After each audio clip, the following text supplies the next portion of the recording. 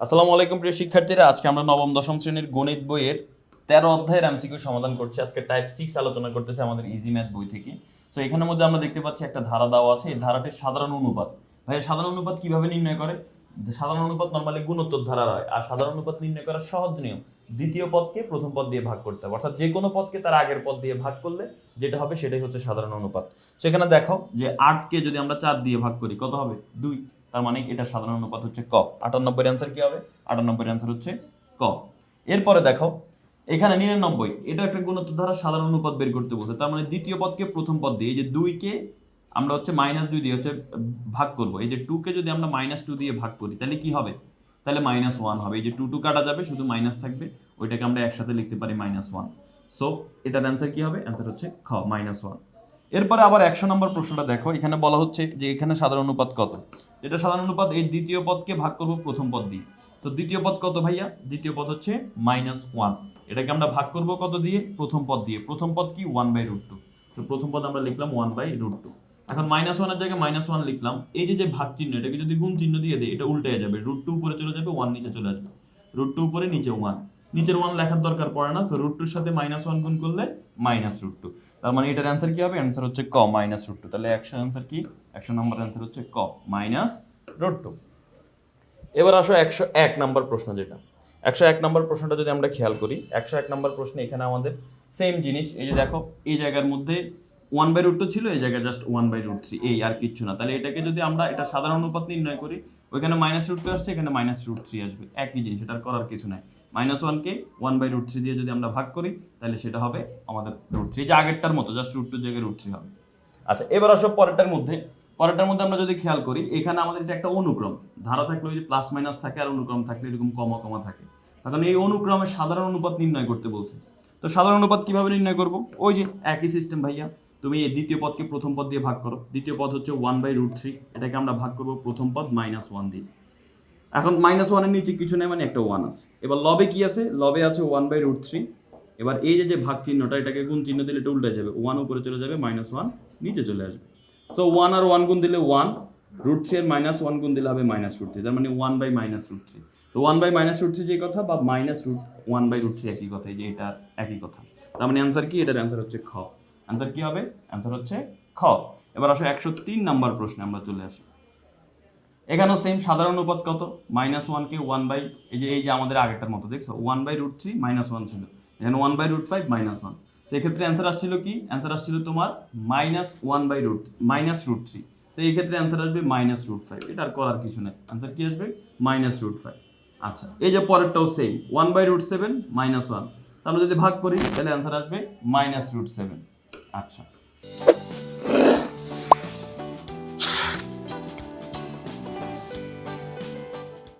105 নম্বর প্রশ্নটা যদি আমরা খেয়াল করি, 105 নম্বর প্রশ্নে কি বলা আছে? একটা গুণোত্তর ধারা প্রথম পদ হচ্ছে 1/√3, মানে a এর মান দেওয়া আছে 1/√3, আর সপ্তম পদ দেওয়া আছে 9√3। সাধারণ অনুপাত কত? ভাইয়া সপ্তম পদ 9√3, সপ্তম পদের সূত্র কি? ar⁻7 - 1, 7 - 1, এটার মান হচ্ছে কত? 9√3। তাহলে এখন ar⁻7 - 1 মানে কত? 6 = 9√3। এখন এর মান তো আমরা জানি, এর মান কত? এর মান 1/√3। তাহলে এর মান যদি আমরা 1/√3 বসাই, তাহলে এখানে r⁻6 থাকবে, আর ওই পাশে কি থাকবে? 9√3 থাকবে। এখন r⁻6 এর জায়গায় r⁻6 রাখলাম, ইকুয়াল, এই যে দেখো এর মান হচ্ছে 1/√3। এই যে দেখো এই √3 কিন্তু ভাগাকার আছে, হরে আছে মানে ভাগাকার আছে, ওই পাশে গেলে কি হয়ে যাবে? গুণ হয়ে যাবে। 9√3 এর সাথে যদি এই √3টা গুণ হয়ে যায়, তাহলে সেই ক্ষেত্রে আমাদের এখানে হবে 27। এই দেখো এই √3 ওই পাশে গিয়ে 9√3 এর সাথে গুণ হয়ে যাবে, কারণ এটা ভাগাকার আছে, ওই পাশে গেলে গুণ হয়ে যাবে। 9√3 এর সাথে √3 গুণ দাও, দেখবা 27 হয়। আর এই 1 তো উপরে লবে গুণ আকার আছে, 1 এর সাথে r⁻6 গুণ দিলে r⁻6 এ হয়। এখন r⁻6 এর জায়গায় r⁻6 লিখলাম। 27 কে আমরা লিখতে পারি √3⁶। এই যে দেখো √3⁶, কারণ √3 এর উপর যদি আমরা পাওয়ার 6 দেই তাহলে সেটা সমান 27 হয়। এখন উভয় পক্ষ থেকে 6 কে পাওয়ার কাটা যাবে, আর এর মান কত হয়? √3। সাধারণ অনুপাত তো আরই, তাহলে আর এর মান পেয়ে গেলাম আমরা কত? √3। ওকে, এবার আসো 106 নম্বর প্রশ্ন। 106 নম্বর প্রশ্নতে কি বলা আছে দেখো, এখানে যদি আমরা খেয়াল করি 106 নম্বর প্রশ্ন, 106 নম্বর প্রশ্নে আমাদের বলা হচ্ছে যে সাধারণ অনুপাত কত। ওই যে একই টাইপের, এটা কি?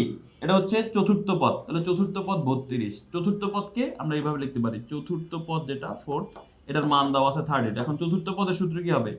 ar⁴ - 1 ইকুয়াল টু কত? 32। এর মান কত? এর মান কিন্তু 4।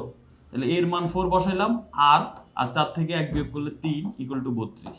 এবার 4, আচ্ছা 4 এখানে গুণ আকারে আছে, ওই পাশে গেলে কি হয়ে যাবে? ভাগ হয়ে যাবে। 32 কে যদি আমরা ভাগ করি তাহলে কত হবে? 32 কে 4 দিয়ে ভাগ করলে কত হবে? 8। 32 কে 4 দিয়ে ভাগ করলে 8, তার মানে r কিউব সমান 8। 8 কে আমরা কত লিখতে পারি? 2 কিউব। 2 কিউব মানে 8। উভয় পক্ষ থেকে কিউব কাটা, তাহলে r এর মান কত দাঁড়ায়? r এর মান দাঁড়ায় হচ্ছে 2। শেষ সাধারণ অনুপাত হচ্ছে 2। তাহলে 106 এর आंसर হচ্ছে খ।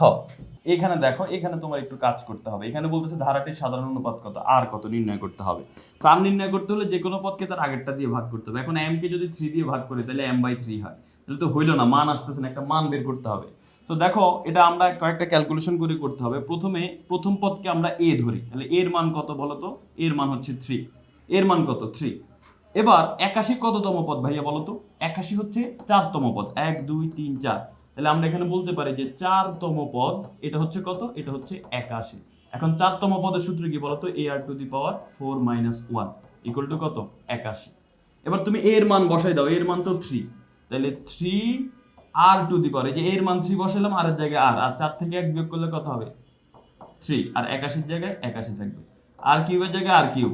এখন এই 3 এখানে গুণ আকারে আছে, ওই পাশে গেলে ভাগ হয়ে যাবে। 81 কে যদি আমরা 3 দিয়ে ভাগ করি তাহলে কত হবে? 27। তাহলে আর কিউব সমান 27। এবার আসো, আর কিউব সমান কি হবে? 27 কে আমরা কত কিউব লিখতে পারি ভাইয়া? 27 কে আমরা 3 কিউব লিখতে পারি। 3 কিউব মানে 27। কিউব কিউব কাটা যায়, আর এর মান 3। তা আরই তো সাধারণ অনুপাত, তো সাধারণ অনুপাত আমরা পেয়ে গেছি 3। তাহলে এটার অ্যান্সার কি হবে? 107 এর অ্যান্সার হচ্ছে 3। অর্থাৎ মেইন কথা, এটা হচ্ছে 4তম পদ, মানে ar⁴ - 1, যে ar⁴ - 1 হচ্ছে 81, যে 81। এবার এর মান কিন্তু আমরা জানি 3, এই এর মান 3 বসাই দিলে আর এর মান পেয়ে যায়, আর এর মান হচ্ছে 3। তার মানে এখানে আমরা অ্যান্সার দিব কি? অ্যান্সার হচ্ছে 107 এর অ্যান্সার হচ্ছে ক। 107 এর পরে আমরা 108 নম্বরে যদি আসি, একই টাইপের প্রশ্ন, সাধারণ অনুপাত নির্ণয় করতে বলছে। তো আমরা যদি এখানে নির্ণয় করার চেষ্টা করি, কিভাবে আমরা পারবো? এখানে এর মান দেওয়া আছে 2, এটা কততম পদ? 1 2 3 4 5, 5তম পদ। তাহলে আমরা এখানে লিখতে পারি 5তম পদ, এটার মান হচ্ছে কত? 162। এখন 5তম পদকে আমরা লিখতে পারি ar⁵ - 1 সমান 162। ar⁵ - 1 মানে ar⁴ ইকুয়াল টু 162। এখন এর মান কত? এর মান হচ্ছে 2। তাহলে এখানে এর মান আমি 2 বসালাম। 2 r⁴ ইকুয়াল টু 162। এবার r⁴ ইকুয়াল টু কত দাঁড়াবে? 2 এই পাশে গেলে ভাগ হয়ে যাবে, তাহলে 162 কে ভাগ করলে হয় 81। r⁴ কে কত লেখা যায়? r⁴ কে আমরা লিখতে পারি 3⁴, কারণ 3⁴ হচ্ছে 81। এখন 4 4 কাটা যাবে, আর এর মান 3। আর ই তো সাধারণ অনুপাত, তার মানে সাধারণ অনুপাত 3 পেয়ে গেছি। 108 এর অ্যান্সার কি? 108 এর অ্যান্সার হচ্ছে খ। আচ্ছা, এবার আসো 109 নাম্বার প্রশ্ন। বলতেছে এই ধারাটা যদি একটা গুণোত্তর ধারা হয় তাহলে নিচের কোনটা সঠিক? দেখো, এই ধারাটা যদি একটা গুণোত্তর ধারা হয় তাহলে সেই ক্ষেত্রে আমরা যদি একটু দেখি যে এইখানের মধ্যে আমরা যদি খেয়াল করি যে Q/P, এটা যদি করি তাহলে সাধারণ অনুপাত হয়, যে দ্বিতীয় পদ ভাগ প্রথম পদ, Q/P। আবার এই S/R, এটা করলে সাধারণ, কারণ যে কোনো পদকে তার আগের পদ দিয়ে ভাগ করলে সেটা সাধারণ অনুপাত। তাহলে S/R এটাও সাধারণ অনুপাত। সো দুইটাই যেহেতু সাধারণ অনুপাত, তাহলে দুইটাই কি সমান হবে? দুইটাই কি হবে? সমান হবে। তো এই যে দেখো, Q/P ইকুয়াল টু S/R, কারণ Q কে P দিয়ে ভাগ করলে যত হবে, S কে R দিয়ে ভাগ করলেও তত হবে। কারণ গুণোত্তর ধারার বা সমান্তর ধারার এদের সাধারণ অনুপাত, সাধারণ অন্তর বের করার নিয়ম হচ্ছে সাধারণ অন্তরের ক্ষেত্রে দ্বিতীয় পদ, যে কোনো পদ থেকে তার আগের পদ বিয়োগ করতে হবে। আর গুণোত্তর ধারার ক্ষেত্রে যে কোনো পদকে তার আগের পদ দিয়ে ভাগ করতে হবে।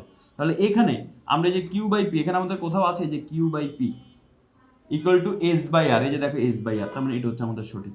এটা হচ্ছে গ নাম্বার, ঠিক আছে? 109 এর অ্যান্সার হচ্ছে গ, তার মানে এটাও কিন্তু আমাদের হয়ে গেল।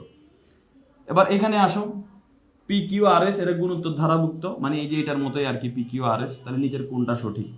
তাহলে এখন আমরা তো দেখছি যে গুণোত্তর ধারাভুক্ত যদি PQRS হয় তাহলে আমরা লিখতে পারি Q/P ইকুয়াল টু S/R, এটা আমরা লিখতে পারি। তো যেহেতু আমরা লিখতে পারি Q/P ইকুয়াল টু S/R, এটা যেহেতু আমরা লিখতে পারি Q/P ইকুয়াল টু S/R, মানে এটা ধারাভুক্ত হলে দ্বিতীয় পদকে প্রথম পদ দিয়ে ভাগ করলো সাধারণ অনুপাত, চতুর্থ পদকে তৃতীয় পদ দিয়ে ভাগ করলো সাধারণ অনুপাত। এখন আমরা যদি কোনাকুনি গুণ দিই তাহলে কি দাঁড়াচ্ছে দেখো তো? এই P এর সাথে S গুণ দিলে হবে PS, Q এর সাথে R গুণ দিলে হবে QR, তার মানে PS ইকুয়াল টু QR। এখানে তো আছে PS ইকুয়াল টু QR, তার মানে এটাও সঠিক। ঘ নাম্বারটা কি সঠিক? তাহলে 110 এর অ্যান্সার আমরা পেয়ে গেছি কি? 110 এর অ্যান্সার হচ্ছে ঘ। ওকে, তার মানে এটার অ্যান্সারও আমরা পেয়ে গেলাম। আচ্ছা, এই টাইপে কি আর আছে আমরা যদি দেখি, এই টাইপের আর নাই। ওকে, তার মানে আমাদের এটা কিন্তু সমাধান হয়ে গেল। আশা করি তোমরা সবাই বুঝতে পেরেছো। পরবর্তী আরেকটা টাইপ নিয়ে আলোচনা করা হবে। সেই পর্যন্ত সবাই ভালো থাকো। আল্লাহ হাফেজ। আসসালামু আলাইকুম।